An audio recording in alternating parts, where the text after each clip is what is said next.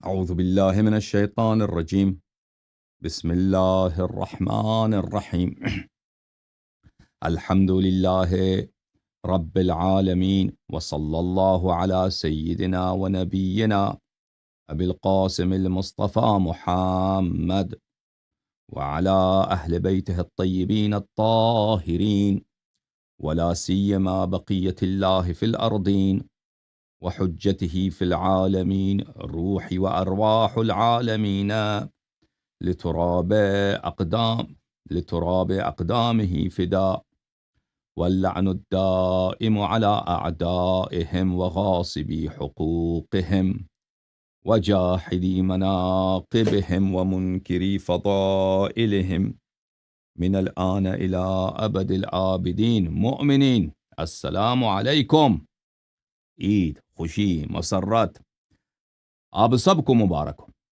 انشاءاللہ اللہ تعالیٰ کی بارگاہ میں دعا ہے کہ پروردگار عالم ہمیں اور آپ کو آل محمد علیہ الصلاۃ والسلام کے سچے محبین میں شامل فرمائے، اور پروردگار عالم ہمارے دلوں میں ان کی محبت بڑھا دے، اور خداوند متعال آج کے دن امیر المؤمنین علیہ السلام کے نام اقدس پر اور ان کے ذکر مبارک کے صدقے ہماری اموات کے گناہوں معاف کر دے، اور ہماری گناہوں کو معاف فرمائے، اور ہماری اولاد کو گناہوں کو معاف کرے، اور امیر المؤمنین علیہ الصلاۃ والسلام کا قلب اطہر ہم سے راضی فرمائے، اور ان کو دنیا و آخرت میں ہمارا دستگیر، ہمارا نجات دہندہ اور ہمارا شفیع قرار فرمائے. اللہم صل علی محمد و آل محمد. یا اللہ یا اللہ یا اللہ، یا ارحم الراحمین یا ارحم الراحمین یا ارحم الراحمین، یا محمود بحق محمد و یا عالی بحق علی و یا فاطر السماوات والارضین بحق فاطمة الزہرا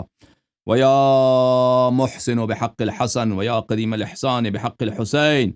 نسألك ونقسمك صل على محمد وآل محمد وعجل لوليك الفرج. اللهم عجل لوليك الفرج، اللهم عجل لوليك الفرج، اللهم عجل لوليك الفرج، اللهم عجل لوليك الفرج. پروردگارہ، جتنے مؤمنین نے دعاؤں کے لیے ہاتھ بلند کیے ان کے حوائج برآوردہ فرما، اور جن کے بیمار ہیں ان کے بیمار کو شفا عطا فرما، اور جن کے قرض ہیں ان کے قرضوں کو ادا فرما، اور ہمارے قرضوں کو بھی ادا فرما، اور ہمیں دشمنوں کے شر سے محفوظ فرما. اللہم صلی علی محمد و آل محمد. محترم ناظرین، باتیں بہت ہیں امیر المؤمنین علیہ الصلاۃ والسلام کے فضائل، ایک ایسا سمندر کہ اس کے پہلے قطرے میں اولین و آخرین کے عقول سب متحیر ہیں. یہاں پہ بہت ساری باتیں کی جا سکتی ہیں. میں نے ایک جملے کا انتخاب کیا ہے جماعت مخالفین کے کتب سے، ان کے صحیح اسانید کے ساتھ، کہ مولا کے چاہنے والوں کا دل خوش ہو جائے، اور حسادت کرنے والے اگر ناراض ہو جائیں تو اس میں ہمارا قصور نہیں ہے، ان کا اپنا قصور ہے. کتاب سنن ترمذی لعلامتہم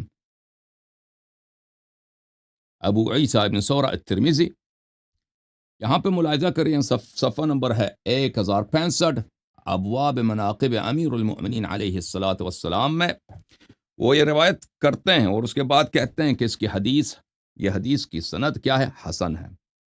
حدیث حسن جو ہے حدیث صحیح کے اقسام میں سے ہوتا ہے، اس کی یہ حجت ہوا کرتی ہے. ابو الزبیر نے جابر ابن عبداللہ الانصاری سے روایت کیا، قال دعا رسول اللہ صلی اللہ علیہ وآلہ وسلم علی یوم الطائف. طائف میں جب جنگ ہو رہی تھی، طائف میں رسول اللہ صلی اللہ علیہ وآلہ وسلم نے جب طائف کو محاصرہ کیا تھا، غزوہ حنین کے بعد. غزوہ حنین میں کیا ہوا تھا؟ صحابہ بھاگ گئے تھے نا، صحابہ اکرام. وَيَوْمَ حُنَيْنٍ إِذْ أَعْجَبَتْكُمْ كَثْرَتُكُمْ. جنگ حنین کو یاد رکھو اے صحابہ کہ تم سب بھاگ گئے تھے، اور اس میں بھاگنے والوں میں اول و دوم بھی شامل تھے. ان کے اپنے بخاری میں ثانی کا ذکر نام کے ساتھ موجود ہے کہ وہ بھاگنے والوں میں تھے یوم حنین. اچھا، یہ سنہ 8 ہجری کا واقعہ ہے. حنین کے بعد رسول اللہ صلی اللہ علیہ وآلہ وسلم طائف کی طرف چل پڑے، اور طائف وہاں پہ بہت، ان کا قلعہ بہت ہی سخت تھا، انہوں نے، ان کا شہر بہت ہی، اس کا ڈیفنس اس کا بہت اسٹرانگ تھا، اور وہ تسلیم نہیں ہو رہے تھے. تو اس وقت سب لشکر دیکھ رہی ہے، تو کیا ہوا؟ رسول اللہ صلی اللہ علیہ وآلہ وسلم نے اپنے بھائی کو بلایا، رسول اللہ صلی اللہ علیہ وآلہ وسلم نے اپنے مشکل کشا کو بلایا. رسول اللہ صلی اللہ علیہ وآلہ وسلم نے اپنے صاحب سر کو بلایا. کسی اور کو دعوت نہیں دی. کس کو دعوت دی؟ امیر المؤمنین علیہ الصلاۃ والسلام.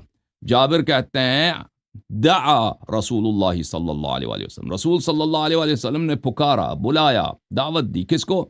اپنے مشکل کشا علی علیہ السلام یوم الطائف، روز جنگ طائف ان کو بلایا ہے. فن تجاہو، اپنے پاس بلایا اور سیکرٹ میں اسرار ان سے کہتے رہے. آپس میں سرگوشیاں کرنے لگے. بہت عرصے تک ان سے باتیں کرتے رہے. فقال الناس، ناس سے کیا مراد ہے؟ لشکر والے، صحابہ اکرام، لمبی لمبی داڑیاں، موٹی موٹی گردنیں، بڑے بڑے پیٹیں، ٹھیک ہے نا. جب بھاگنے کی باری ہوتی تو بھاگنا بھی مشکل ہوتا ہے، وزن انسان کا زیادہ. فقال الناس، تو لوگوں نے کہا. لوگ سے کیا مراد ہے؟ اور ہم بتائیں گے وہ کون تھا. ان میں سے ایک اہم فرد ہے. لقد طال نجواہ مع ابن عمہ. جب دو لشکروں کا سامنا ہو اور لشکر کا قائد رسول اللہ صلی اللہ علیہ وآلہ وسلم اپنے سپریم کمانڈر کو ساتھ بلائے، کسی اور کو نہ بلائے، اور اس کے ساتھ اس وقت سرگوشیاں کرنے لگے. اور یہ اس طرح نہ کہیں کہ رسول صلی اللہ علیہ وآلہ وسلم اپنے کمانڈر کے ساتھ کوئی اہم بات کر رہے ہیں. اس طرح نہ کہیں. وہ کہیں اس لیے کہ چچا کا بیٹا ہے، اس طرح کہہ دیں. اس لیے کہ ابن عم ہے. صحابہ نے کیا کہا؟ ابن عم ہے، اس کا چچا کا لڑکا ہے. اس کے ساتھ تو بڑے عرصے سے یہ گفتگو کر رہا ہے. آپ کو پتہ چل رہا ہے؟ یہ الفاظ احترام کے الفاظ نہیں ہیں، یہ الفاظ تسلیم ہونے کے الفاظ نہیں، یہ الفاظ حسادت کے الفاظ ہیں. تو رسول صلی اللہ علیہ وسلم جب آئے، گفتگو ختم ہوئی تو چہروں کی طرف دیکھا. بلا وجہ رسول صلی اللہ علیہ وسلم تو کچھ کہتے نہیں ہے نا، ان کو پتہ چل گیا. ان کے چہروں کی طرف دیکھا کہ چہروں میں حسادت کا طوفان ہے، ناراضگی کا. وہاں پہ ان کے چہروں میں ناراضگی کے آثار، بلکہ ناراضگی کے شعلے بڑک رہے ہیں کہ کیوں ہمیں بھی نہیں بلایا. کون سی خاص بات ہے؟ مکہ بھی فتح کیا ہے، حنین میں تو ہم بھاگ گئے تھے، پھر بھی یہ بچ گیا. اس کے چچا کے لڑکے نے اس کو بچا دیا. ٹھیک ہے نا. بھائی آپ جب طائف میں آ گئے، طائف والوں سے لڑائی کا موقع، جنگ ہے، دو طرف صفیں کڑی ہیں، تو اس نے اپنے چچا کے لڑکے کو ایک طرف بلایا، اس کے ساتھ باتیں. ہمیں کیوں نہیں بلایا؟ یہ ضرور کوئی اہم بات ہے، ضرور ایسی بات. تو ان کے چہروں پہ ایسا کہ دل تنگی کے آثار، حسادت کے آثار، ناراضگی کا طوفان مچا ہوا ہے. تو اس کے نتیجے میں رسول اللہ صلی اللہ علیہ وآلہ وسلم نے فرمایا کہ سنو صحابہ سن لے، گوشت بلکہ تاریخ سن لے، جہاں سن لے کہ آج میں نے کسی کے ساتھ بے انصافی نہیں کی ہے. آج میں احمد مختار رسول من رب العالمین، میں نے صلی اللہ علیہ وآلہ وسلم، میں نے کسی کے ساتھ بے انصافی نہیں کیا کہ اگر میں نے اپنے مشکل گشا، اپنے نفس نفیس، اپنے نور عین، اپنے تاج سر کو، صرف ان کو شریک گفتگو کی ہے اور ان کے ساتھ میں نے مناجات کی ہے، میں نے ان کے ساتھ سرگوشی کی ہے، میں نے اسرار کہیں. میں یہ ظلم کسی پہ نہیں ہے. کیوں؟ من تجیتو، میں نے تو اس کے ساتھ سرگوشی کیے نہیں ہے. میں نے امیر المؤمنین سید المسلمین اذن اللہ کے ساتھ، سلام اللہ علیہ کے ساتھ میں نے سرگوشی نہیں کیا. ولیکن اللہ انتجا، یہ اللہ تھے، اللہ تعالی خود حضرت امیر المؤمنین سید المسلمین سلام اللہ علیہ سے مخاطب تھے، اور امیر المؤمنین علیہ الصلاۃ والسلام سامع تھے. لسان اللہ کہا جا رہا تھا اور اذن اللہ سنتا جا رہا تھا، اور احمد مختار صلی اللہ علیہ وآلہ وسلم شاہد تھے. صحابہ سن لو، تم امیر المؤمنین علیہ السلام کے اس منقبت پر تم جل گئے، حسادت کی آگ نے تمہیں جلا دیا کہ رسول صلی اللہ علیہ وآلہ وسلم اپنے بھائی سے بات کر رہے، تو اب میں تمہاری تکلیف مزید بڑھا دیتا ہوں. تمہاری حسادت مزید بڑھ جائے، جس نے جلنا ہے جل جائے. من تجیتہ، میں تو ان سے گفتگو کر ہی نہیں رہا تھا، ولیکن اللہ انتجا، اللہ ان سے گفتگو کر رہا تھا. جیسے اللہ تعالیٰ نے خطاب، یہ شیعوں کی کتاب نہیں، حدیث بھی حسن ہے. اور نہ کہ شیعہ کہتے ہیں کہ علی علیہ الصلوۃ والسلام پیغمبر ہے، ہم نہیں کہتے یہ بات. وہ رسول صلی اللہ علیہ وسلم نہیں ہے، نبی نہیں ہے. نبی ہمارے محمد ابن عبداللہ صلی اللہ علیہ وسلم ہے، وہی جن کے والدین کے متعلق تم غلط عقیدے رکھتے ہو مسلمانوں. لیکن یہ تمہاری کتاب ہے، سنن ترمذی ہے، حدیث حجت بھی ہے، اس کے سند ایک سے زیادہ بھی ہے. اور اس میں کیا ہے کہ رسول اللہ صلی اللہ علیہ وسلم نے کیا فرمایا؟ تو میں نے ان سے مناجات نہیں کیا، میں نے ان سے اسرار نہیں بولے، اللہ نے خود اس سے اسرار بولے. جس طرح اللہ تعالیٰ نے موسیٰ سے خطاب کیا، تو اسی طرح جس طرح اللہ تعالیٰ نے مجھے عرش بلا کر خطاب کیا، اسی طرح اللہ تعالیٰ نے آج اپنے ولی سے خطاب کیا. اچھا، اب آپ نے 2 دن 3 دن پہلے، ہفتے والے دن آپ نے میرا مناظرہ دیکھا ہوگا مولوی حبیب صاحب کے ساتھ. وہ پنجاب میں پاکستان کے جانے پہچانے ایک محقق اہل حدیث عالم ہے، اور یہ ترمذی صاحب یہ بھی اہل حدیث ہے. ان کا طریقہ کار کیا ہوتا ہے؟ یہ کہتے ہیں ہم حدیث کی تعویل نہیں کرتے. ٹھیک ہے نا، یہی تو بات چل رہی تھی نا کہ اللہ کا ہاتھ ہے، کتنے ہاتھ ہیں، اللہ کے آنکھ ہے، کتنے آنکھ ہے. ٹھیک ہے نا، اللہ لیٹتا ہے، اللہ دوڑتا ہے، پتہ نہیں کیا کیا کرتا ہے. وہ آپ نے دیکھا تھا کہ تعویل نہیں کرتے.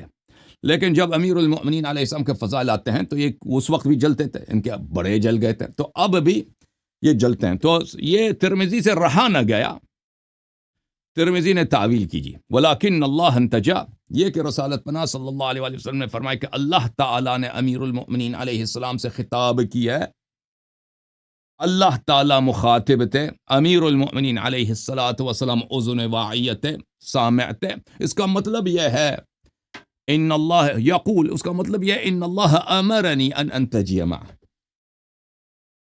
اس کا مطلب یہ ہے کہ اللہ نے مجھے حکم دیا تھا کہ میں ان کے ساتھ گفتگو کروں.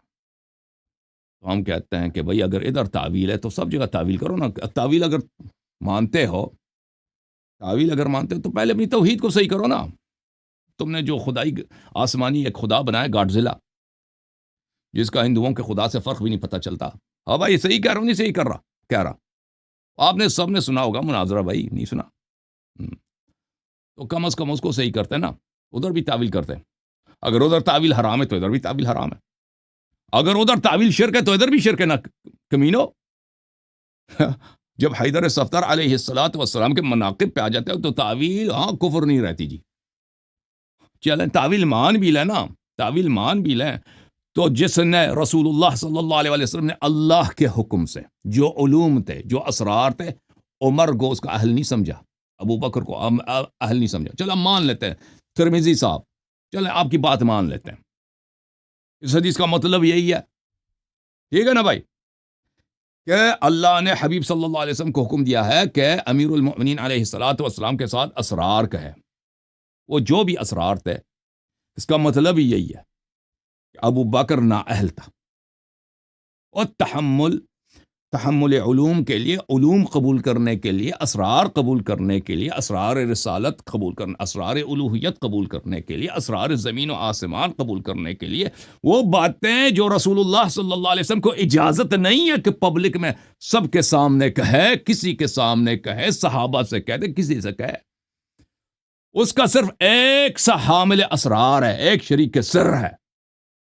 وہ کون ہے؟ امیر المؤمنین سید المسلمین علی علیہ السلام. ٹھیک ہے نا. تو فضیلت، برتری، افضلیت سب صحابہ پہ ثابت ہوتی ہے نہیں ہوتی بھائی؟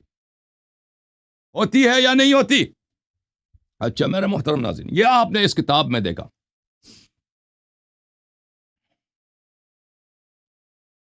تحفۃ الاحوذی بشرح الجامع الترمذی، تالیف المبارک فوری، جزء 10، چاپ دار الکتب العلمیہ، سنہ 1990 میں چھپیا. یہاں پر حدیث نمبر 3974، صفحہ نمبر 158، اسی حدیث کا شرح. دعا رسول اللہ صلی اللہ علیہ وآلہ وسلم علیًا یوم الطائف فانتجاه اس کے ذیل میں وہ کہتے ہیں قال فی القاموس ناجاہ مناجتن ونجاءن سارہ. اس کا مطلب ہے کہ اس کے ساتھ اسرار کہیں جائے. اب اسرار کون کہہ رہا تھا؟ رسول صلی اللہ علیہ وسلم کے الفاظ یہ ہیں کہ اللہ خود کہہ رہا تھا. اور ٹھیک ہے نا بھائی، رسول صلی اللہ علیہ وسلم کے لفظ کیا ہیں کہ اسرار بولنے والا کون تھا؟ اسرار بولنے والا اللہ تھے. پوری دنیا نے دیکھی کہ اسرار سننے والا امیر المؤمنین علیہ السلام تھے. رسول کے صلی اللہ علیہ وسلم کے یہ الفاظ ہیں. حاسدین کے کیا الفاظ ہیں؟ حاسدین کا الفاظ یہ ہے کہ بھئی نہیں، رسول صلی اللہ علیہ وسلم کہہ رہے تھے. ٹھیک ہے، اللہ کے حکم سے چلو مان لیتے ہیں. ایک لمحے کے لیے مان بھی لیتے نا. اسرار کا اہل، نبوت کے اسرار کا حامل کون ہے؟ جو بالکل نبی جیسا ہے. ٹھیک ہے نا، سر وہی حمل کرے گا جو بالکل نبی جیسا ہوگا. جو نبی جیسا نہیں ہوگا وہ حامل اسرار نبوت نہیں ہو سکتا. وہ سن رہے نہیں سن رہے؟ جو مصطفیٰ صلی اللہ علیہ وآلہ وسلم کا شانہ بشانہ برابر ہے، برادر ہے، وہ کون ہے بھائی؟ اور بھائی مان لیتے ہیں حاسدین کی بات، ایک لمحے کے لیے مان لیتے ہیں. چلیں بھائی، سر کا اللہ، رسول صلی اللہ علیہ وسلم فرما رہے کہ اللہ سر بتا رہا تھا، امیر المومنین علیہ السلام سن رہے تھے. حاسدین سن لو. اب حاسدین کہتے ہیں کہ نہیں، اس کا ایک اور مطلب بنتا ہے. چلیں بھائی، حالانکہ ان کے مذہب میں تعویل کرنا شرک بھی ہے. مان بھی لیا نا یہ بات، مان بھی لیا یہ بات نا، تو پتہ چلتا ہے کہ جو رسول صلی اللہ علیہ وسلم کا شریک سر ہے، اس کا برابر ہے، اس کا برادر ہے، اور اللہ تعالیٰ کے حکم سے کوئی اہل نہیں ہے کہ یہ اسرار اس سے کہے جائے. صرف ان سے کہا جائے. وہ کون ہے؟ وہ نفس الرسول امیر المؤمنین علیہ السلام ہے. وانتجاہ کا کیا مطلب ہے؟ وانتجاہ خصہ بمناجاتہ. خصہ بمناجاتہ. اگر کہیں ناجاہو کا مطلب ہے کہ اس کے ساتھ مناجات کی ہے، لیکن ترمذی کے الفاظ کیا تھے؟ ترمذی میں روایت کے الفاظ تھے انتجاہو. ترمذی کے الفاظ یہ تھے انتجاہو. تو انتجاہو کا کیا مطلب ہے بتاؤ؟ مبارک پوری. مبارک پوری کہتے ہیں خصہ بمناجاتہ، مخصوص کیا ہے رسالت پناہ صلی اللہ علیہ وآلہ وسلم نے علی علیہ الصلاۃ والسلام کو اپنے اسرار کے لیے. اچھا، فقال الناس، لوگوں نے کہا. تو یہ لوگ کون تھے بھائی؟ جنہوں نے کہا نا، جنہوں نے کہا تال نجواہ مع ابن عمہ، کہا یہ شخص اپنے چچا کے لڑکے کے ساتھ، اپنے چچا کے لڑکے کے ساتھ بڑی دیر سے گفتگو کر رہا. تو یہ کون تھے؟ ہاں، مبارک پوری صاحب کہتے ہیں ای المنافقون، یہ منافقین تھے، او عوام الصحابہ، یا عام صحابہ تھے. یا تو منافق تھے. وہ سن رہے ہو نہیں سن رہے بھائی؟ یا تو منافق تھے. وہ شیعوں کی کتاب نہیں ہے بھائی، میں کوئی ذاکری نہیں کر رہا، میں مخالفین کی کتاب آپ کو پڑھ کے سنا رہا ہوں بھائی. بھائی میں تبرہ نہیں کر رہا، ان کے اپنے علماء لکھ رہے ہیں. کہتے ہیں یا تو وہ منافق تھے یا عوام الصحابہ، یا عام صحابہ تھے بھائی. پھر ہم آپ کو نام دکھائیں گے ان کے اپنی کتابوں سے صحیح سند کے ساتھ کہ وہ عام صحابہ کون تھے بھائی، جن کے متعلق یہ بھی کہا جاتا ہے کہ وہ منافق بھی تھے. ٹھیک ہے نا، جنہوں نے یہ غلط بات کہی ہے، حسادت کیا، اور رسول صلی اللہ علیہ وآلہ وسلم کو ان گٹیے جملوں کے ساتھ ذکر کیا کہ یہ شخص اپنے چچا کے لڑکے کے ساتھ بڑی دیر سے گفتگو کر رہا ہے. اچھا سن لیں مزید، وہ نقل کرتے ہیں طیبی سے کہ طیبی نے کہا کان ذالک اسرارا الہیہ. طیبی نے کہا کیونکہ اس میں لفظی انتجاہ کا ہے، اس میں لفظی انتجیتہو کا ہے، اس میں لفظی دوسرے روایت میں ناجاہو کا ہے. بل ما ناجیتہو بل اللہ ناجا، میں نے ان کے ساتھ سرگوشی نہیں کیا، اللہ نے ان کے ساتھ سرگوشی کیا. تو اس سے پتہ یہ چلتا ہے کہ یہ اسرار الہی، اللہ اللہ اللہ اللہ اللہ اللہ اللہ اللہ، اسرار الہی آپ کے زندگی میں جو آپ کے سر ہیں، جو آپ کسی کو نہیں بتاتے، وہ آپ کے اسرار ہیں. وہ سن رہے ہو نہیں سن رہے بھائی؟ آپ کے زندگی میں جو سر ہیں وہ آپ کسی کو نہیں بتاتے، وہ آپ کے سر ہیں۔ رسالت پناہ صلی اللہ علیہ وسلم کے زندگی میں جو اسرار ہیں جو کسی کو نہیں بتاتے، وہ رسالت پناہ صلی اللہ علیہ وسلم کے اسرار ہیں۔ لیکن یہ رسالت پناہ صلی اللہ علیہ وسلم کے اسرار کی بات نہیں ہو رہی، اسرارن الہیہ، یہ بات ہو رہی وہ باتیں جو اللہ تعالیٰ کی ہیں جو کسی کو نہیں بتاتا۔ اسی لیے صحابہ کو نہیں بلایا نا۔ سسر تو 9 تھے نا پیغمبر کے، کتنے سسر تھے بھائی؟ سسر تو بہت تھے، سسروں کو بھی نہیں بلایا، بیویوں کو بھی نہیں بلایا، سالوں کو بھی نہیں بلایا، نہ سسر نہ سالہ کوئی وہاں پہ نہیں ہے۔ صحیح ہے نا بھائی؟ سسر سالے سب جل رہے ہیں بھائی، کیا میں نہیں بلایا؟ او ہے کہ نہیں بھائی؟ اسی لیے تو اسرار ہے، لیکن کس کے اسرار ہیں؟ طیبی فرماتے ہیں اسرار الالہیہ، یہ اللہ تعالیٰ کے اسرار ہیں جو اس کا حل کوئی نہیں ہے۔ ایک ہے تو احمد مختار محمد مصطفیٰ صلی اللہ علیہ وآلہ وسلم، تو دوسرے ہیں امیر المؤمنین علی مرتضی صلوات اللہ وسلامہ علیہما وآلہما۔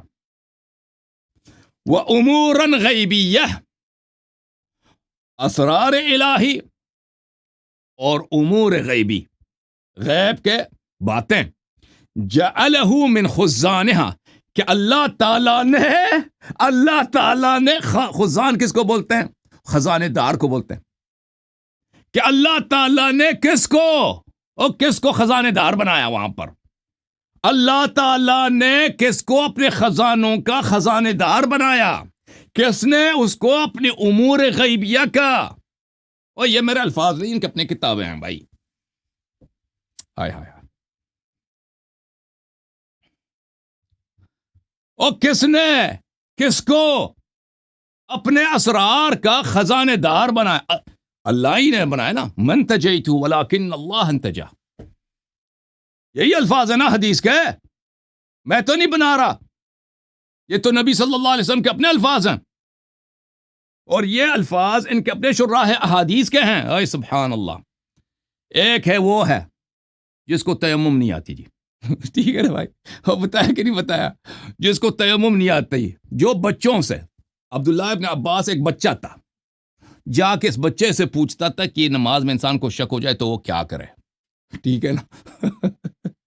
ایک وہ ہے جس کو اللہ نے اپنے اسرار الہیہ اور امور غیبیہ کا خزانہ بنایا، خزانے دار بنایا۔ آئے ہائے ہائے، خزانے دار کا کیا مطلب ہوتا ہے؟ وہ بینک میں آپ جانتے ہیں نا، وہ بینک ادھر آپ پیسے ڈپازٹ کرتے ہیں، اس کے پاس امانت رہتا ہے، وہ آپ بینک اس کا خزانہ ہوتا ہے، وہاں پہ سب چیزیں رکھی جاتی ہیں، اس کا خزانے دار ہوتا ہے، اس کا رسپانسبل ہوتا ہے کہ کیپ کرے، اس کی سیف گارڈ کرے، اس کی نگہدانی کرے۔ سبحان اللہ۔ سبحان اللہ۔ مسلمانوں، تمہاری عقل کہاں ہے؟ تمہارا شعور کہاں ہے؟ تمہارا ضمیر کہاں ہے؟ ایک وہ ہے جو اپنی زبان خود کے ہاتھوں سے کھینچ رہا تھا بار بار بیٹھ کے۔ نمبر 2 آیا، بولا کیا کر رہے ہو؟ ہم نے تم کو خلیفہ بنایا، بے عزت کر رہا ہوں میں۔ کہا اسی کی وجہ سے میں تو بار بار ہلاک ہو گیا۔ اقیلونی لست بخیرکم، اور مجھے خلافت سے نکالو، مجھے خلافت، عمر نے مجھے خلیفہ بنایا، میں خلافت کا حقدار ہوں۔ یہ صحیح اسانید کے ساتھ ان کے کتب میں موجود ہے۔ بار بار جب بھی انہوں نے اپنی کتابوں میں لکھا ہے کہ اس کو جب کوئی مسئلہ نہیں آتا تو صحابہ سے پوچھتا تھا، ٹھیک ہے نا؟ اور نمبر 2 کی تو یہ حالت ہے کہ وہ بچوں سے جا کے پوچھتا تھا۔ جو بچے صحابے ہوتے تھے وہ مسائل جانتے تھے، یہ نہیں جانتا تھا۔ اور وہ مسلمان، تمہاری عقل کو کیا ہو گیا ہے؟ ایک وہ جاہل ہے۔ هل يستوي الذين يعلمون والذين لا يعلمون انما يتذكر اولو الالباب، کیا جو جانتے ہیں اور جانتے نہیں ہیں وہ برابر ہیں؟ اس بات کو وہی سمجھتا ہے جس کے پاس عقل ہو۔ عقل قرآن نے خوب کہا ہے بھائی، ٹھیک ہے نا؟ شر لگا دیا بھائی کہ سمجھ وہ جائے گا جس کے پاس عقل ہو۔ جو عقل ہی نہیں ہے تو سمجھ کہاں جائے گا بھائی؟ ایک وہ ہے جو عام سی بات کو نہیں جانتا، بار بار اپنے جہل کا اعتراف کرتا ہے، کہتا کل الناس افقہ من عمر، جملہ مشہور ہے اس شخص کا، کل الناس، سب لوگ، یعنی سب سے میں جاہل تر ہوں، جاہل ترین فرد، یہ اس کے اپنے الفاظ ہیں کل الناس افقہ من عمر حتی النساء، وہ عورتیں، وہ وحشی ٹائپ کی عورتیں ہوتی ہیں نا عرب میں اس زمانے میں، کچھ بھی نہیں آتا ان کو، کچھ بھی پتہ ہی نہیں، یہ مجھ سے مسئلے مسائل زیادہ جانتے ہیں. ایک تو وہ ہے، ایک وہ ہے کہ امیر المؤمنین علیہ الصلاۃ والسلام اللہ نے خود اس کو اپنے غیب کے خزانوں اور اپنے اسرار کا نگہبان بنایا، حامل بنایا. ٹھیک ہے، ان کے اپنی کتابوں میں لکھا ہے. اور جب پوچھے ان سے کہ افضل کون ہے، کہتے ہیں جی افضل وہی جو سب سے جاہل ترین تھا. کل الناس افقہ من عمر. یہ ہے کہ نہیں بھائی، ہے کہ نہیں بھائی، ہے بھائی. دنیا کی سب سے بڑی کامیڈی شو کیا ہے واقعی ان کا؟ دین اسلام ہے. دین اسلام کس چیز کا مجموعہ ہے؟ ہاں یاد رکھو، یہ جو آتے ہیں آپ کے ایتھیسٹ مذاق اڑاتے ہیں، ان کا حق بنتا ہے بھائی. اگر مغرب والوں نے ابھی اسلام پہ کوئی ڈرامہ سیریز نہیں بنایا، ٹھیک ہے نا، کامیڈی شو نہیں بنایا، انہوں نے بڑا احسان کیا ہے. اور بھائی 50-50 اس کے مقابلے میں کچھ بھی نہیں ہے. آپ کے پاکستان میں جو مزاحیہ شو بنتے ہیں نا، اس کے مقابلے میں مسلمانوں کے عقائد کے مقابلے میں کچھ بھی نہیں ہے. اصل مذاق تو ادھر ہے، اصل مضحکہ تو ادھر ہے، مسلمانوں نے اسلام کے ساتھ جو کیا ہے. اچھا، یہ کتاب تحفۃ الابرار شرح مصباح السنہ لامامہم البغوی، جزء ثالث، چاپ دار الثقافہ الاسلامیہ، 2012 میں کتاب چھپی ہے. اس میں بھی جابر سے روایت کرتے ہیں، وہی روایت. حدیث نمبر ہے 15,056. من تجیتہ ولکن اللہ انتجا. اچھا، یہ ایک سند ہے. دوسری جو سند ہے میرے محترم ناظرین، وہ ایک سند اجلح کی اس میں شخص اجلح. دوسری سند ہے اس میں اجلح نہیں ہے. اور تیسری سند آپ کو دکھاؤں گا کہ جو صحیح بشرط بخاری و مسلم، یہی حدیث. یہ کتاب المعجم الکبیر للحافظ سلیمان ابن احمد الطبرانی، متوفى سنہ 360، جلد نمبر 2، چھاپ مکتبۃ ابن تیمیہ، صفحہ نمبر 186، حدیث نمبر ہے 1756. ہاں، اب وہ بولنے والا کون تھا جس کے متعلق مبارک پوری نے خود اپنی کتاب میں لکھا کہ یہ لوگ منافق تھے یا عام صحابہ تھے. ٹھیک ہے نا، وہ کون تھا جس نے بولا تھا کہ ہاں اس نے اپنے چچا کے لڑکے کے ساتھ بڑی لمبی بات کی ہے. وہ کون تھا بھائی؟ عن جابر، یہ دوسرا سند ہے، پچھلے سند سے مختلف ہے. لما كان يوم غزمة الطائف قام النبی صلی اللہ علیہ وآلہ وسلم مع علی علیہ السلام ملیا من النہار. ایک پورا دن جنگ طائف کے دوران رسول اللہ صلی اللہ علیہ وآلہ وسلم چل پڑے. علی علیہ السلام کو اپنے ساتھ لے کے گئے. پورا دن کا ایک بہت بڑا حصہ، پورا دن سرگوشیاں کر رہے تھے آپس میں. فقال له، ہاں کس نے بولا؟ جلنے والا کون ہے، حاسد کون ہے؟ ہاں بولو، نام بتاؤ جی، دسو جی. عائشہ دا پیو ہے کہ نہیں؟ ہیں جی، عائشہ کے والد. تو جماعت عمرے کے کیا بنیں گے بھائی؟ نانا جی ہے کہ جی، نانا جی. سسر نمبر 1، سسر نمبر 1 بھی نہیں ہے. اس پتہ نہیں نمبر 5 ہے کتنا سسروں میں، سسروں کی ترتیب میں نمبر 7 ہے کتنا بنتا ہے. بس سسر نے کہا یا رسول اللہ، آپ سسر ادھر کھڑے ہیں، سب دیکھ رہے ہیں، سالے ادھر سب ہیں، سالوں کا لشکر ہے بھائی. سالے اور سسر کسی کو نہیں لے گئے بھائی. اور لقد طالت، بہت ہی لمبی. سسر کو غصہ آیا. لقد طالت مناجاتک علیًا سلام اللہ علیہ، اس علی کے ساتھ پورا دن آپ نے ان سے گفتگو کیا، میٹنگ رکھی ہے. ہمیں نہیں بلایا، سالے ادھر سب ہیں، سسر ادھر سب ہیں، کسی کو نہیں بلایا. کیا چکر ہے اب؟ کیونکہ اب رسول اللہ صلی اللہ علیہ وسلم بہت پاورفل بھی ہو گئے نا، جزیرۃ العرب میں ان کا قبضہ ہو گیا، مکہ فتح ہو چکا، حنین فتح ہو چکا، اب طائف بھی گرنے والا ہے. اب تو کوئی روکنے والا نہیں پیغمبر صلی اللہ علیہ وسلم کو. تو یہ پریشان سالے پریشان کہ ہم نے رشتہ اسی لیے دیا تھا کہ ہمیں کچھ مل جائے. منذ اليوم صبح سے پورا دن آپ نے ان کے ساتھ لگا دی. کوئی طریقہ کار ہے؟ ادھر لشکر ہے بھائی، سب لوگ سالے ادھر کھڑے ہیں کہ بھائی کوئی غنیمت ملے ہمیں. فقال رسول اللہ صلی اللہ علیہ وسلم، تو حضرت رسالت پناہ صلی اللہ علیہ وآلہ وسلم نے فرمایا، ما انا انتجیتو، میں نے ان سے ایک حرف بھی نہیں بولا ہے. ما انا انتجیتو، جلنے والے جلو، سالو سب جلو، سسر تم بھی سب جلو. عائشہ کے ابا جی آپ کو کیا تکلیف ہے؟ ما انا انتجیتو، میں نے تو ان سے ایک حرف بھی نہیں بولا. میں نے امیر المؤمنین علیہ الصلوۃ والسلام سے ایک جملہ بھی نہیں بولا ہے. ولیکن اللہ انتجا، یہ اللہ تعالیٰ نے خود ان کو مخصوص کیا ہے اپنے خطاب سے، اپنے کلمات سے. سبحان اللہ سبحان اللہ. عائشہ دا پیو سنو،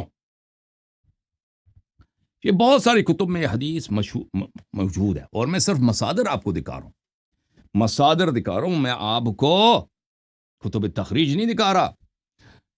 جی ہاں، کتاب معرفت الصحابہ لحافظ ابی نعیم الاصبہانی، چاپ دار الوطن للنشر، صفحہ 1998 میں، سنہ 1998 میں چھپی ہے. ملاحظہ کریں یہ صفحہ ہے 533، حدیث نمبر 1495. یہاں پہ روایت کرتے ہیں عن سالم ابن ابی حفص عن ابی الزبیر عن جابر لما كان يوم الطائف قام النبي صلی اللہ علیہ وآلہ وسلم. خلاصہ یہ وہی ہے جو حدیث میں نے آپ کو پڑھا ہے. رواہ الاعمش والاجلح وغیرہما، اس کے کئی مصادر ہیں. اجلح نے بھی روایت کی ہے. جماعت عمریہ اس بات پہ کہتے ہیں، اس کو ترمذی کی جو روایت ہے، ترمذی نے اس کی تصحیح بھی کیا، کیونکہ تحسین تصحیح ہوتی ہے، اس میں اجلح ہے. تو فرماتے ہیں فکر نہ کرو، حافظ ابو نعیم کہتے ہیں بیوقوفو، اس کو اعمش نے بھی روایت کی ہے. والاجلح وغیرہما، کئی لوگوں نے روایت کیا بھائی. عن ابی الزبیر، ابی زبیر سے، عن جابر، عن جابر سے. ٹھیک ہے نا، اس حدیث کو بہت سارے لوگوں نے روایت کیا، تو لہذا اس میں تضعیف کرنے کی کوئی گنجائش نہیں رہتی. اب میں نے کہا کہ یہ حدیث بشرط بخاری اور مسلم بھی مروی ہے. میں نے کیا کہا؟ یہ حدیث بشرط بخاری اور مسلم بھی روایت ہو چکی ہے. تو اس حدیث کو بشرط بخاری اور مسلم میں آپ کو دکھا دیتا ہوں میرے عزیزوں. یہ کتاب فوائد الامام سموی، ہمارا امام نہیں، ان کا امام ہے. ان کا ایک امام ہے، ان کے تو امام تو لاکھوں کے حساب میں، ہمارے امام کتنے؟ 12. دجالی فرقے کے امام کتنے؟ ان کے امام بھی بہت سارے ہیں، شیرازی، پتہ نہیں کیا کیا، تہرانی، خمینی، ہر شہر کا نام لے لو نا، اس میں یا لگاؤ، ایک امام بن جاتا ہے اسے. ہمارے امام الحمدللہ صرف 12 ہیں. ایران کے جتنے صوبے ہیں نا اور جتنے شہر ہیں ہے کہ نہیں بھائی، اسی کے تعداد میں ضرب 10 امام بن جاتے ہیں، ہمارے شیعہ نما بھائیوں کے اور ہمارے علماء کرام کے. صحیح ہے کہ نہیں؟ تو اماموں میں ان کے مقابلہ ہے، ان کا کس کے امام زیادہ ہیں. آج کل عمریہ کے امام زیادہ ہیں، لیکن یہ سلسلہ چلتا رہا تو مقلدین حضرات ان کو شکست دیں گے. فوائد امامہم السموی، ان کا نام ہے ابی بشر اسماعیل ابن عبداللہ العبدی المشہور بالسموی. اچھا، یہ کتاب چھپی ہے میرے محترم ناظرین مکتبۃ اولاد الشیخ للتراث میں، سنہ 2005 میں بلے چھپی ہے یہ کتاب بھی آپ دیکھ رہے ہیں. یہاں پر اس کتاب کے مقدمے میں محقق نے کتاب کی مؤلف کی تعریف کی ہے، معرفی کی ہے اس کو. وہ ذہبی نے فرمایا کہ ان کی ولادت سنہ 119 میں، یعنی یہ ہم عصر ہیں احمد ابن حنبل کے، اور بخاری اور مسلم سے تقریباً ہم عصر اور ہم طبقہ ہے. اگر ان سے آگے نہ ہو تو ان سے پیچھے نہیں ہے. ابن ابی حاتم نے کہا کہ میں اس کا شاگرد ہوں. ابن ابی حاتم رازی ان کے شاگرد رہ چکے ہیں، وہ صدوق، یہ صدوق ہے. ابو الشیخ نے کہا کان حافظا متقنا یذاکر بالاحادیث. ابو نعیم الاصبہانی نے کہا کان من الحفاظ الفقہاء. ابن مردوی نے کہا ہوا ثقۃ جلیل کان یحفظ الکثیر. تو یہ بڑا ہی جلیل القدر جماعت عمریہ کے اکابر میں سے ہیں، اور ان کا کتاب ہے کتاب فوائد سماوی. اس میں یہ شخص روایت کرتا ہے 2 اسانید کے ساتھ. یہ صفحہ نمبر 28 ہے. پہلا جو سند ہے حدثنا محمد بن خالد بن عبد اللہ الطحان عن والدہ. والد اس کا کون بنتا ہے؟ محمد بن خالد کے والد بنتے ہیں خالد بن عبد اللہ الطحان. وہ روایت کرتے ہیں اجلح سے، اجلح ابو الزبیر سے، ابو زبیر جابر سے. یہ سند وہی سند ہے، کس کی سند ہے؟ جو ترمذی کی سند ہے، جس میں اس نے کہا تھا کہ یہ حدیث حسن ہے. اس سند میں محمد بن خالد بن عبداللہ جو ہے یہ شخص کچھ ضعیف ہے، لیکن اس کے بعد جو اس کے والد صاحب ہے، یہ بخاری اور مسلم کے روات میں سے ہیں، بخاری اور مسلم اور کتب اربعہ کے روات میں سے، اور سب اس کو ثقہ اور جلیل مانتے ہیں. اس کے بعد جو شخص اجلح ہے، اجلح کے متعلق ہم آگے جا کر بات کریں گے کہ اجلح بھی بہت اس کی یہ ثقہ ہے، بہت عظیم الشان راوی ہے، اور یہ رافضی بھی نہیں تھا. تو اس کے متعلق آگے جا کر بات کریں گے. اور وہ ابو الزبیر سے روایت کرتا ہے. ابو الزبیر محمد ابن مسلم قرشی ہے، اور وہ بھی بخاری مسلم کے رجال میں سے ہے، اور کتب اربعہ کے بھی رجال میں سے. اچھا، دوسرا طریق یہ ہے حدثنا وہب بن بقیہ حدثنا خالد عن الاجلح عن ابی الزبیر. اچھا، یہ جو میں نے جو نسخہ دیکھا تھا اس میں افلح ہے، افلح. ایک دوسرا نسخہ جو میں نے دیکھا تھا آن لائن، اس میں یہاں پہ یہ دونوں سنا اسانید کو اس نے اس سے لایا، بھلے اجلح سے لایا، لیکن یہ دوسرے سند میں افلح ہے. افلح اگر ہو تو وہ افلح ابن حمید الانصاری ہے، جو بخاری اور مسلم اور ابو داود، نسائی اور ابن ماجہ سوائے ترمذی کے اس سب نے اس سے روایت کی. وہ بڑا ثقہ ہے، اس سے روایت ہوئی ہے. تو یہ جو افلح کی جو سند ہے، یہاں پہ اس کو جو چھاپا ہے، جو چھاپنے والے نے اجلح بنا دیا. اب میں متوجہ ہوا، میرے پاس ایک دوسرا نسخہ ہے، ابھی نسخہ میں ادھر اسٹوڈیو میں نہیں لکھا ہے، اس میں افلح ہے. افلح جو ہے وہ بخاری اور مسلم، وہ سند اگر افلح کی لے لیں تو وہ تو یہ بخاری مسلم کے شرط پہ صحیح ہو جاتا ہے. ٹھیک ہے نا؟ اچھا، بقیہ حدیث وہی ہے جو میں نے آپ کی خدمت میں عرض کیا، اس میں کوئی خاص الفاظ نہیں ہے جو دوبارہ میں پڑھوں. اچھا، جنہوں نے اس حدیث کی تضعیف کرنے کی کوشش کی، وہ کس بنا پر تضعیف کرنے کی کوشش کی؟ ایک یہ ہے کہ یہ اس میں اجلح ہے. ایک نقطہ اور عرض کروں کہ ایک کتاب ہے مسند ابی اعلیٰ الموصلی میں بھی ہے، اور کتاب سنن ابی بکر بن عاصم میں بھی ہے. ایک انہوں نے یہ تضعیف کرنے کی کوشش کی ہے کہ اس میں اجلح ہے. دوسرا انہوں نے یہ تضعیف کرنے کی کوشش کی ہے کہ ابو زبیر جو ہے اللہ آپ کا بھلا کرے، ابو زبیر مدلس ہے، اور اس نے عنعنہ کیا ہے، اس نے تصریح بحدثتو نہیں کیا. اور یہ بھی ایک تماشا ہے ان کے کتب میں کہ کہتے ہیں فلانی شخص مدلس ہے. مدلس یعنی وہ فراڈی ہے. مدلس کا مطلب ہی فراڈی ہے. کہ اگر فراڈی شخص کہے کہ میں فلانے سے روایت کرتا ہوں، اور یہ اس کا نہ کہے کہ فلانے نے مجھے سنایا ہے، تو اس کا مطلب ہم اس پہ اعتبار نہیں کریں گے. یہ یہاں پہ جھوٹ کہہ رہا ہے. یہ یہاں پہ وہ کوئی کچھ کر رہا ہے کہ میں فلانے سے، تو کیوں نہیں کہتا کہ فلانے سے میں نے سنا ہے؟ ٹھیک ہے نا؟ اس کی اصل جو تدلیس ہے، کہتے ہیں یہ تدلیس کو ہم نہیں مانتے، کہتے ہیں کیونکہ ہمارے راوی کیا ہے؟ فراڈی ہیں. مدلس یعنی فراڈ، فریب. یہ فریب دے رہا ہے میں.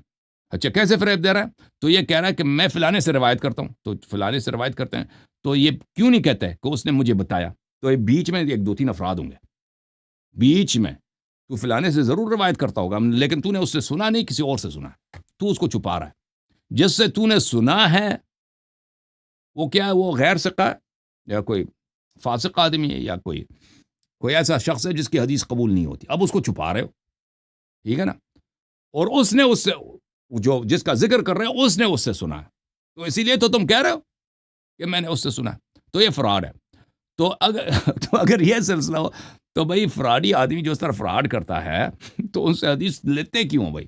دوسری اگر وہ کہہ دے کہ میں نے اس سے سنا ہے تو اس کی حدیث صحیح ہے، لیکن اگر وہ اس طرح فراڈ کرے تو پھر اس کی حدیث ہم قبول نہیں کریں گے بھائی.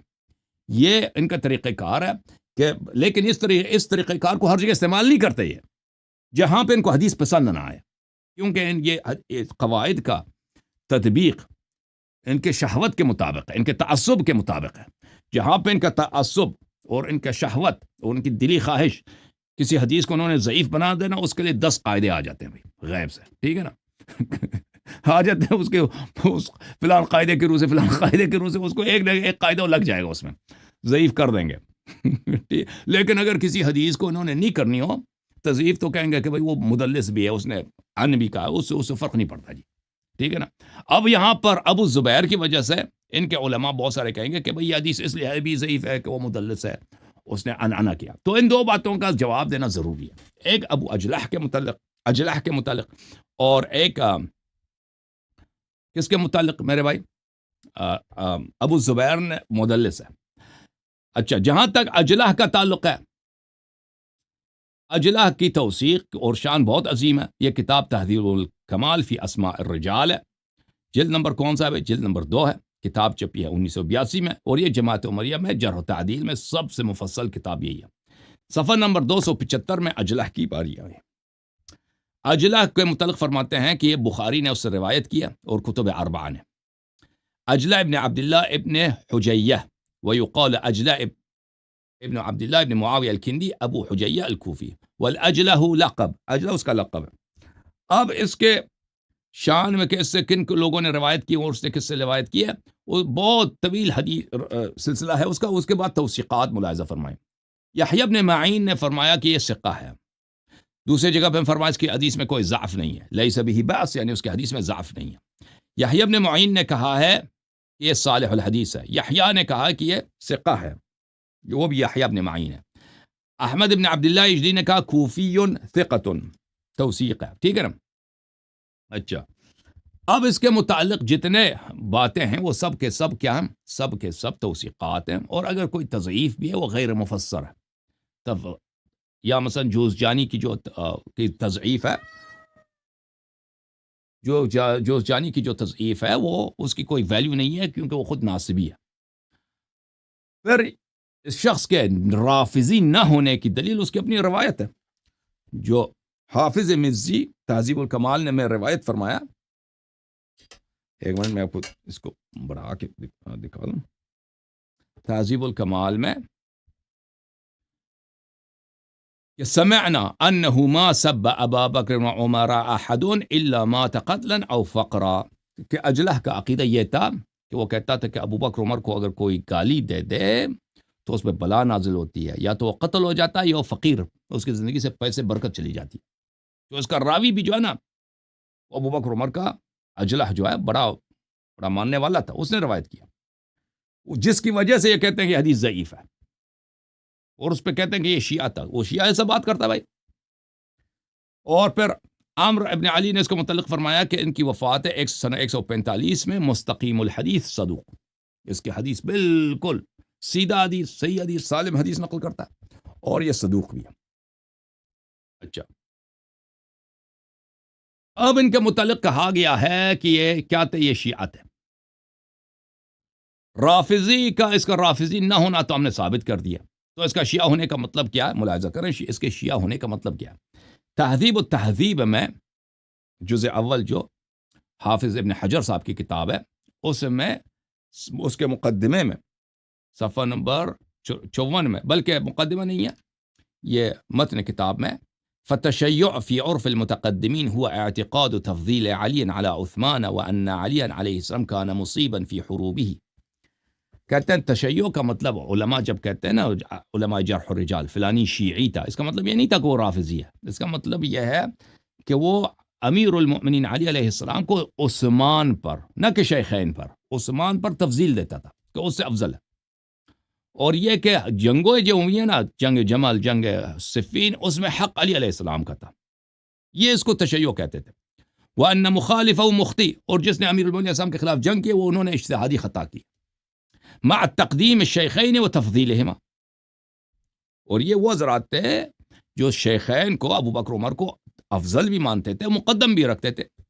وَرُبَّمَا اعتقد بعضهم أن عليا أفضل الخلق بعد رسول اللہ صلی اللہ علیہ وسلم، بعض جن کے متعلق شیعہ کہا جاتا ہے، محدثین جس کو کہتے ہیں فلانی شیعہ تھا، اس کا مطلب یہ نہیں کہ وہ رافضی جیسے ہم 12 امامی شیعہ نا اس طرح، اس کا مطلب یہ نہیں ہے۔ اس کا مطلب یہی جو ہم نے ذکر کیا، بعض ان میں سے بعض افراد ایسے ہیں جو مثلا علی علیہ السلام کو افضل مانتے تھے ابو بکر عمر سے، لیکن اس طرح نہیں کہ ابو بکر عمر کو خلیفہ نہ مانے یا ان کو لعنت کرے، نہیں. وَإِذَا كَانَ معتقد ذلك ورعا دينا صادقا مجتهدا فلا ترد روایته. فرماتے ہیں حافظ ابن حجر کہ اگر کوئی شخص یہ عقیدہ رکھے کہ بھئی میں علی علیہ السلام کو عثمان پہ افضل سمجھتا ہوں، اور میں ان کو جنگوں میں ان کو حق پہ سمجھتا ہوں، ان کے مخالف جو جنہوں نے جنگ کی انہوں نے اجتہادی خطا کیا، یا میں حتیٰ یہ کہ میں ابو بکر عمر سے بھی ان کو افضل سمجھتا ہوں، اگر ایسا شخص با تقوی آدمی حدیث نقل کرتا ہے تو اس کی حدیث قبول ہے، ہم اس کی حدیث کو رد نہیں کریں گے. یہاں پر وہ یہ فرماتا ہے میزان الاعتدال میں علامہ محمد ابن احمد ابن عثمان ابن قائماز الذهبی الناصبی لعنہ اللہ اس طرح فرماتے ہیں. کتاب میزان الاعتدال جزء اول چاپ دار الکتب العلمیہ، کتاب 1995 میں چھپی ہے. یہاں پر ابان ابن تغلب جو بہت ہی مشہور شیعہ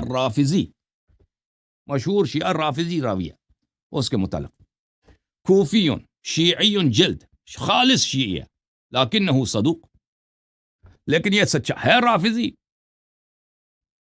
اب یہ رافضی ہونے کا ذکر نہیں کرتا کہ یہ رافضی ہے، لیکن اس کا رافضی ہونا ثابت ہے ابان کا. کہتے ہیں یہ سچا آدمی تھا، حدیث میں جھوٹ نہیں ہوا، اس کا عقیدہ بھائی جو بھی تھا حدیث نقل کرتا تھا، صحیح نقل کرتا تھا. فلنا صدقہ وعلیہ بدعتہ، بھائی وہ بدعتی تھا، رافضی تھا، اس سے میں کام نہیں ہے، ہم اس کے صحیح حدیث سے فائدہ اٹھاتے ہیں، ٹھیک ہے نا. وقد وثقه احمد بن حنبل ويحيى بن معين وابو حاتم واورده ابن عدي. يحيى بن معين احمد فلان فلان نے اس کی توثیق کی. اچھا،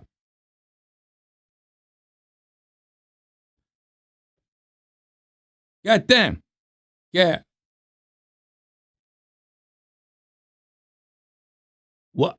اگر ہم سے کہیں کہ کیف صاغ توثیق مبتدع وحد الثقة العدالة والاتقان فكيف يكون عدلا من هو صاحب بدعة.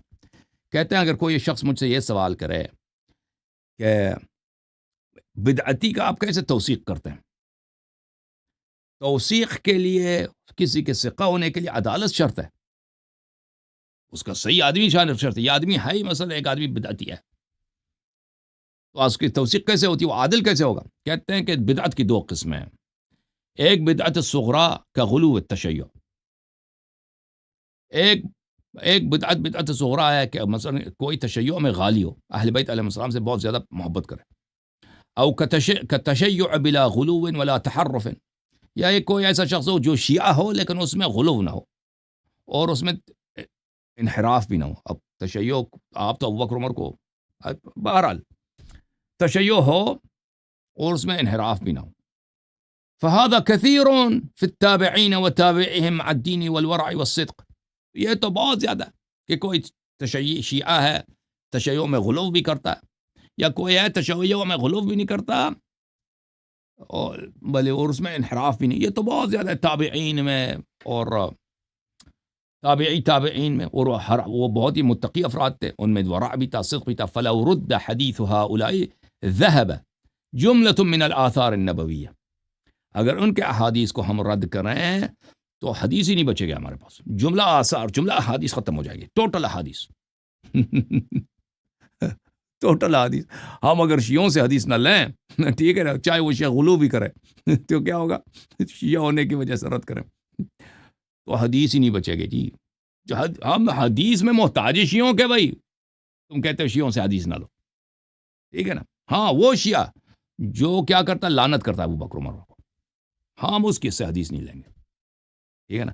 تو اس زمانے میں جو تھا نا، دوسری صدی میں تیسری صدی میں، شیعہ جو تھے وہ سب تقیہ کرتے تھے، علن تو کوئی بھی وہ نہیں کرتا تھا، لعنت نہیں کرتا تھا، علن سب تقیہ کرتے تھے. تو ان کے احادیث میں شیعوں کی بہت عظیم تعداد ہے. یہ اگر شیعوں کے احادیث چھوڑ دینا، بخاری سے، مسلم میں، مسند احمد میں، سنن ترمذی میں، ان کے پاس کچھ بھی نہیں بچے گا. انہوں نے اسی سے گزارا کیا کہ بھئی چلو یہ لعنت نہیں کرتے تھے، ابو بکر عمر کو لعنت نہیں، لیکن وہ زمانہ بڑا شدید سخت تقیہ کا زمانہ تھا، تو وہ لعنت تو نہیں کرتے تھے وہ لوگ، لیکن ان کا شیعہ، ان کے علماء میں بہت عظیم حصہ شیعوں کا گزرا. تو یہ تو اجلح کے متعلق جو کہا گیا یہ شیعی تھا، ٹھیک ہے نا، اس کا رافضی ہونا تو بالکل ثابت نہیں ہے. پھر اس تشیع، صرف تشیع جو انہوں نے کہا ہے تشیع، تو وہ کوئی ضرر ہی نہیں ہے، ضرر ہی نہیں کرتا وہ حدیث قبول کرنے میں.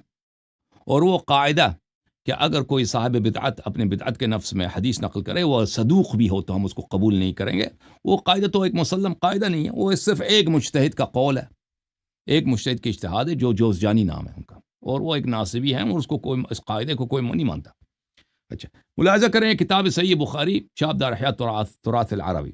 میں آپ سے معذرت کرتا ہوں، بحث بہت علمی ہو گئی، بحث بہت ہی تسیع و تسقیم میں، یہ بہت ہی ہم چل پڑے یہاں پہ. جو فضائل کا سلسلہ ہم نے شروع کیا تھا، یہ اس میں کچھ خلل آ گیا. تو میں ایک دو حدیث یہ اجلح کا ابو زبیر کا دکھا دوں کہ انانا کا جو حدیث ہے یہ صحیح بخاری ہے، شابدار احیاء تراث العربی. یہاں پہ ملاحظہ کریں حدیث نمبر 4130، ان ابی الزبیر ان جابر، ابو زبیر نے جابر سے انانے کے ساتھ رہو، اور یہ کئی مقامات پر ہے بخاری میں، کئی مقامات ہیں بخاری میں. صحیح مسلم میں ملاحظہ کریں، صحیح مسلم میں شاب دار الفکر، یہاں پہ ملاحظہ کریں ان ابی الزبیر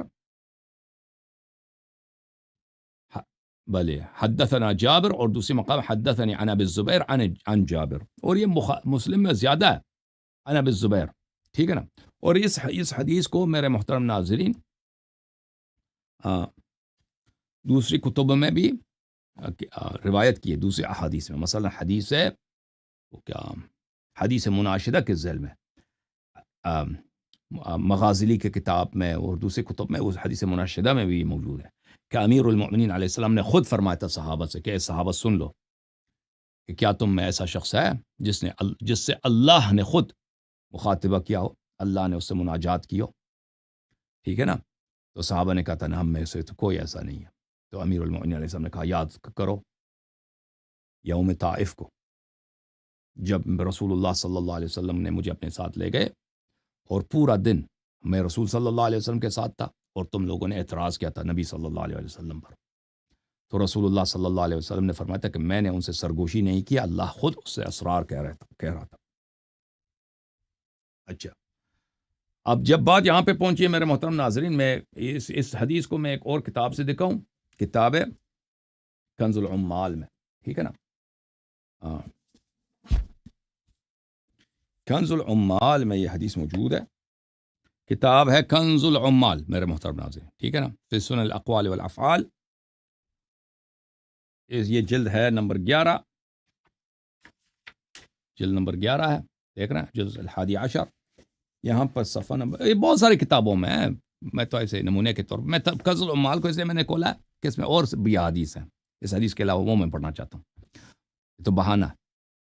صفحہ نمبر 288، حدیث نمبر 33046، من تجیت ولکن اللہ انتجا، قال دعا رسول اللہ صلی اللہ علیہ، ترمذی نے روایت کیا، طبرانی نے روایت کیا، دعا رسول اللہ صلی اللہ علیہ وآلہ وسلم علیا یوم الطائف فانتجاه فقال الناس لقد طال نجواه مع ابن عمه فذا. پھر اس حدیث کا ذکر ہے. ٹھیک ہے نا. اچھا، میں کچھ احادیث پڑھوں یہاں سے کنز العمال سے. حب علی، حب علی یأکل الذنوب کما تأکل النار الحطب. امیر المؤمنین علیہ السلام کی محبت جو ہے، برائیوں کو، برے اعمال کو اس طرح ختم کرتی ہے جیسے آگ کے شعلے کس کو ختم کرتی ہیں، اور گناہوں، آگ کے شعلے لکڑیوں کو ختم کرتی ہیں، جلا دیتی ہیں. اس طرح حب علی علیہ السلام. اچھا، اس کے ذیل میں وہ کہتے ہیں کہ ابن جوزی نے کہا کہ یہ حدیث موضوع ہے، ابن جوزی نے کہا یہ حدیث موضوع. تو نواسب کے تضعیف سے یا ان کے بہتان سے صحیح حدیث غلط نہیں ہوتا. ہمارا جواب یہ، ما ثبت حب علی فی قلب مؤمن فزلت به قدم الا ثبت اللہ قدما یوم القیامت علی الصراط. سیوطی صاحب کہتے ہیں کہ روایت میں نقل کرتا ہوں کتاب متفق والمفترق خطیب بغداد سے، کہ رسول اللہ صلی اللہ علیہ وسلم نے فرمایا کہ جس مومن کے دل میں حب علی علیہ السلام قائم ہو جائے، ثابت ہو جائے، تو اگر اس کا ایک لغزش بھی ہو جائے نا، ایک قدم میں لغزش بھی ہو جائے، دوسرے قدم کو اللہ تعالیٰ خود اس شخص کا ثابت کر لیتا ہے. دوسرے قدم میں اس کو لغزش ہونے نہیں دیتا بھلے، اور اس کے قدم کو روز قیامت سفل الاسرات میں اللہ تعالیٰ ثابت رکھ لیتا ہے۔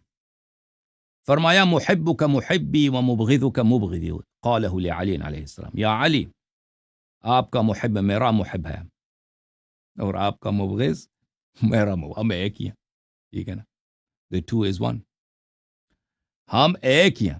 جو آپ سے محبت کرے اس نے مجھ سے محبت کی، جو آپ سے بغض رکھے اس نے مجھ سے بغض رکھا۔ من احب علیا فقد احبنی ومن احبنی فقد احب اللہ ومن ابغضہ فقد ابغضنی ومن ابغضنی فقد ابغض اللہ۔ جس نے علی علیہ الصلوۃ والسلام سے محبت کی اس نے مجھ سے محبت کی، اور جس نے مجھ سے محبت کی اس نے اللہ سے محبت کی۔ کس سے فرمایا؟ صحابہ ہی سے تو فرمایا نا، اور صحابہ یہ فرمانا صحابہ سے، ابو بکر، عمر، طلحہ، زبیر، عائشہ، حفصہ، عثمان، یہ عبد الرحمن ابن عوف، یہ لوگ، یہ اس کا مطلب کیا ہے؟ یعنی آپ غلام ہو، دوسرے الفاظ میں اس حدیث کا مطلب کیا ہے کہ تم نوکر ہو، تم سب، یعنی وہی میرا وہی مرتبہ ہے، میرے بھائی علی علیہ السلام کا وہی مرتبہ ہے جو میرا مرتبہ ہے۔ تو اس کا مطلب کیا ہوا؟ مطلب یہ ہوا کہ پوری امت غلام ہے میرے مولا کے، صحابہ سب کے سب غلام ہیں۔ نبی صلی اللہ علیہ وسلم کے جتنے 9-10 سسر تھے اور جتنے ان کے فوج تھا سالوں کا، سب کے سب کیا غلام ہے کہ نہیں بھائی؟ من احب علیا فقد احبنی ومن احبنی فقد احب اللہ۔ جو علی علیہ السلام سے محبت کرے وہ مجھ سے محبت کرتا ہے۔ محبت کا مطلب ہے دل سے عشق کرنا، پھر بات سننا، ان کو اذیت نہیں پہنچانا، ان کی دل آزاری نہیں کرنا، ان کی اتباع کرنا، ان کی نصرت کرنا، ان سے وفاداری کرنا، ٹھیک ہے نا، یہ محبت، یعنی تم سب غلام ہو کمینو۔ من احب علیا فقد احبنی ومن احبنی فقد احب اللہ ومن ابغضہ فقد ابغضنی ومن ابغضنی فقد ابغض اللہ۔ اور جو امیر المؤمنین علیہ السلام سے بغض رکھے، حسادت رکھے، اس نے مجھ سے بغض و حسادت رکھی ہے۔ جو ان سے دشمنی کرے اس نے مجھ سے دشمنی رکھی ہے، اور جو مجھ سے بغض و حسادت رکھتا ہے یا دشمنی کرتا ہے تو اللہ سے بغض و دشمنی کرتا ہے، اور اللہ کا وہ دشمن ہے۔ اللہ کا دشمن مسلمان ہے یا کافر؟ جو اللہ سے دشمن ہو بھائی، جو مسلمانوں سے دشمنی کرے وہ کافر ہوتا ہے، جو خود اللہ سے دشمنی کرے، رسول صلی اللہ علیہ وسلم سے دشمنی کرے، ٹھیک ہے نا۔ تکفیر میں اس سے زیادہ شدید الفاظ آپ کو نہیں ملیں گے۔ یہ کس کے لیے؟ ان صحابہ کے لیے جو علی علیہ السلام سے وفا کا مطلب نہیں جانتے یا جانتے ہیں اور انہوں نے وفا نہیں کی۔ ہاں اچھا، روایات بہت ہیں، یہ مخالفین کے روایات ہیں، میں 1-2 شیعہ روایات بھی پڑھوں، دل خوش ہو جائے مومنین کا۔ اوے مومنین، بے وفاو، نام میں شیعو، ٹھیک ہے نا۔ آج کل کے شیعہ صرف نام میں شیعہ ہیں، ہم بھی صرف نام میں شیعہ، ہم کون سے کوئی پکے شیعہ ہیں، ہم بھی شرمندہ ہیں مولا کے سامنے، ہم بھی شرمندہ 12 ائمہ علیہ السلام کے سامنے۔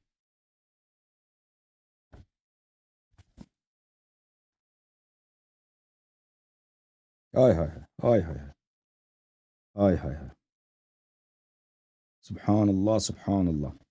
مجلس وہ ہے، محفل وہ ہے جس میں باتیں سب اللہ کی ہوں، باتیں سب رسول صلی اللہ علیہ وسلم کی ہوں، باتیں سب اہل بیت علیہم السلام کی ہوں، کیونکہ ان کے بات میں کوئی خطا نہیں ہوتا۔ کیا آپ سمجھتے نہیں سمجھتے؟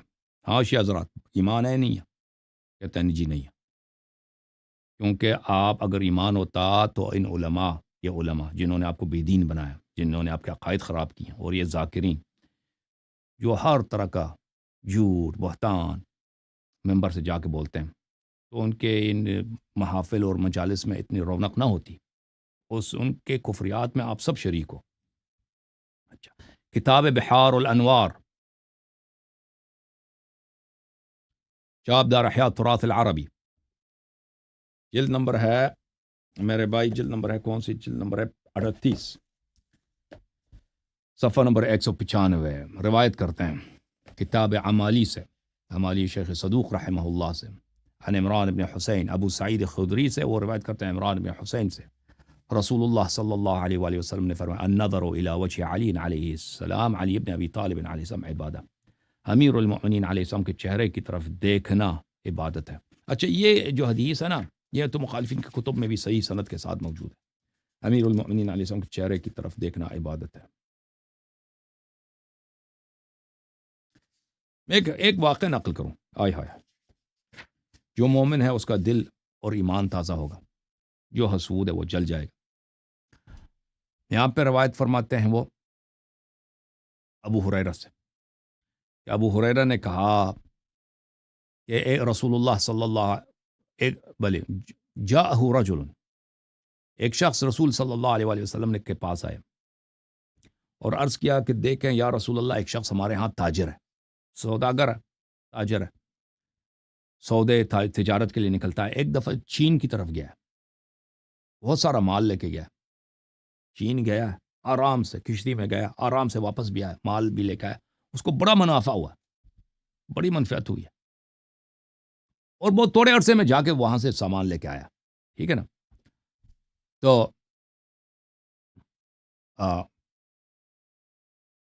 رسول صلی اللہ علیہ وآلہ وسلم نے فرمایا کہ ان مال الدنیا كلما ازداد كثرة وعظما ازداد صاحبه بلاء فلا تغتبطوا اصحاب الاموال الا بمن جاد بماله في سبيل الله۔ رسول اللہ صلی اللہ علیہ وسلم نے فرمایا کہ دیکھو، جتنا مال دنیا بڑھ جاتا ہے اس کے ساتھ اتنا انسان کی تکلیف بڑھ جاتی ہے، اذیت بڑھ جاتی ہے، انسان کا اسٹریس بڑھ جاتا ہے۔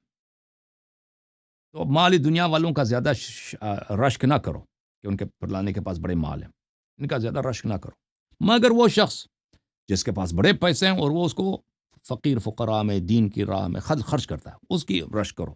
باقی یہ سب درد سر ہے، زندگی میں سٹریس کا سبب ہے۔ لیکن میں آپ کو خبر دیتا ہوں، الا اخبركم بمن هو اقل من صاحبكم بضاعه واسرع منهم كره واعظم منه غنیمه وما اعد له من الخيرات محفوظ له في خزائن عرش الرحمن۔ آپ کے جو رشتہ دار چین گئے ہیں، واپس آئے ہیں، بڑی اس نے پیسے کمائے ہیں۔ میں آپ کو ایک اور شخص سے تعارف کراتا ہوں۔ نبی صلی اللہ علیہ وسلم نے کہا کہ وہ آپ کا چین والا جو رشتہ دار ہے اس سے زیادہ اس کے پاس فائدے ہیں، اس کے پاس زیادہ خزانے ہیں، اور یہ بہت گیا بھی ہے، جہاں نکل کے واپس آئے وہ چین والے کے مقابلے میں بہت جلدی واپس بھی آیا، اس کا کام بھی بہت سادہ تھا،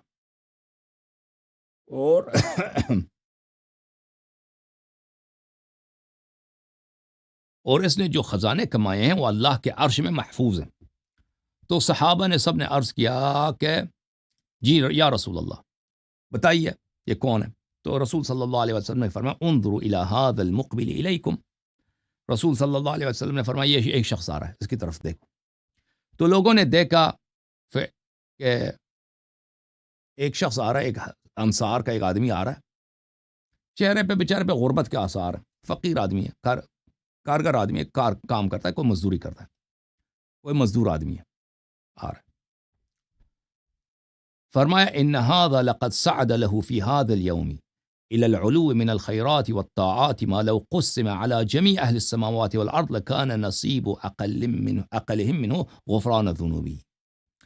فرمایا کہ اس شخص نے اتنا اچھا کام کیا آج کہ اگر اس کے اگر اس کے آج کے کام کو ہم پوری دنیا والوں میں تقسیم کریں تو ہر شخص کو جو ملے گا، پوری دنیا والوں میں اس کام کو تقسیم کریں تو اس کو ثواب جو ملے گا، ہر شخص کی گناہ معاف ہو جائے گی۔ اچھا، ووجوب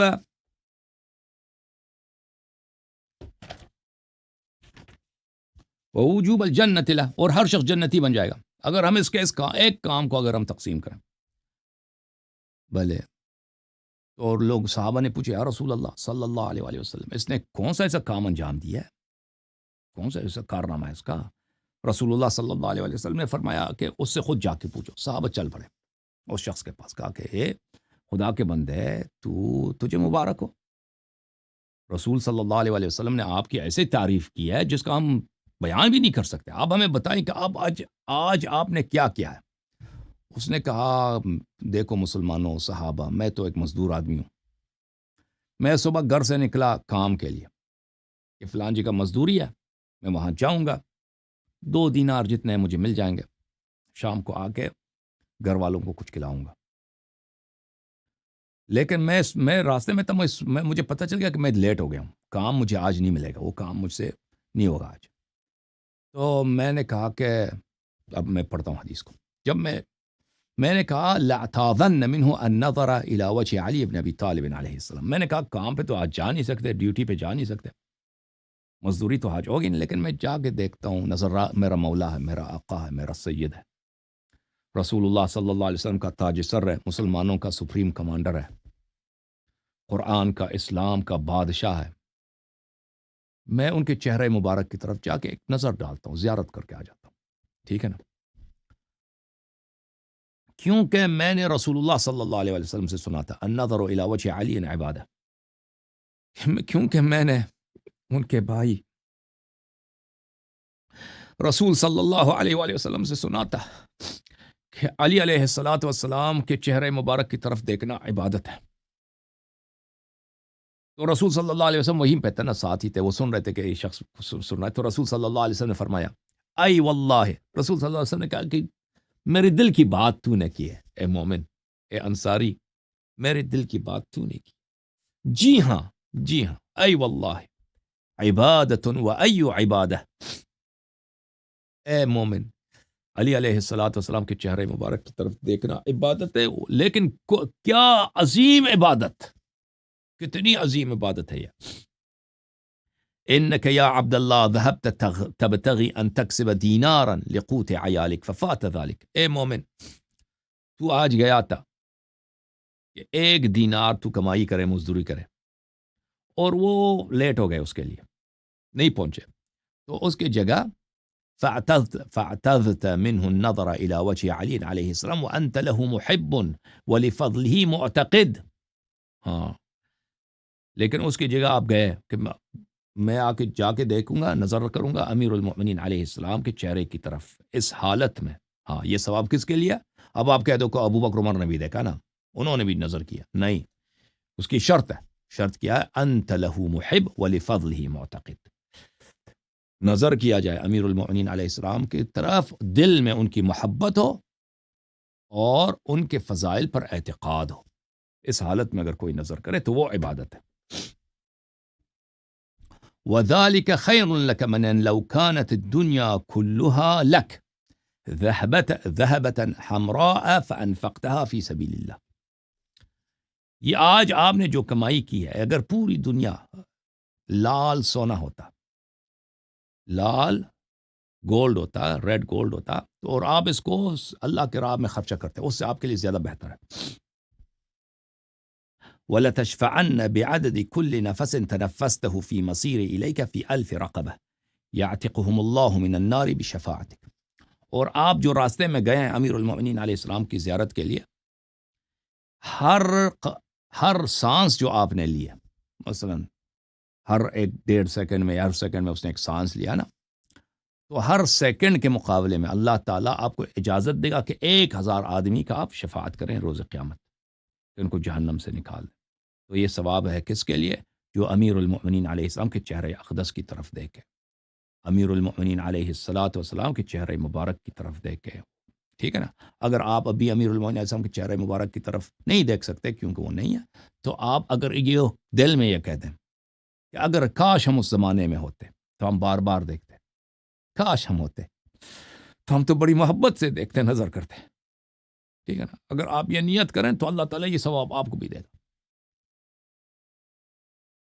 یہ رسول اللہ صلی اللہ علیہ وسلم کا المحب الراضی لعمل قوم بل شریک لهم، کہ جو شخص کسی قوم کے عمل میں راضی ہے تو اللہ تعالیٰ یہ ان کے ساتھ شریک، اللہ تعالیٰ ان کا اجر ان کو بھی دے گا. تو اگر آپ یہ نیت کریں، اگر ہم اس امیر المؤمنین علیہ السلام کے زمانے میں ہوتے تو ہم صدقے جاتے، بار بار نظارہ کرتے، بار بار نگاہ ڈالتے، صدقے ہو جاتے، قربان ہو جاتے، فدا ہو جاتے. اللہم صلی علی محمد وعلی محمد. اللہ تعالیٰ آپ سب کو بہت بہت عزت دے. اللہم کن لولیک الحجۃ ابن الحسن صلواتک علیہ وعلی آبائہ فی هذه الساعة وفی کل ساعة ولیا وحافظا وقائدا وناصرا ودلیلا وعینا حتی تسکنہ ارضک طوعا وتمتعہ فیہا طویلا. اللہم صلی علی محمد وعلی محمد. خدا حافظ یا علی مدد. جھوم جاؤ شیو، جھوم جاؤ، پرواز کرو، کیوں فخر سے سر اٹھا، کیونکہ اللہ تعالیٰ نے تمہیں انتخاب کیا، صراط حق پر صرف تم ہو، صراط ایمان پر صرف کیا، کیونکہ اللہ تعالیٰ نے تمہیں انتخاب کیا، صراط حق پر صرف تم ہو، صراط ایمان پر صرف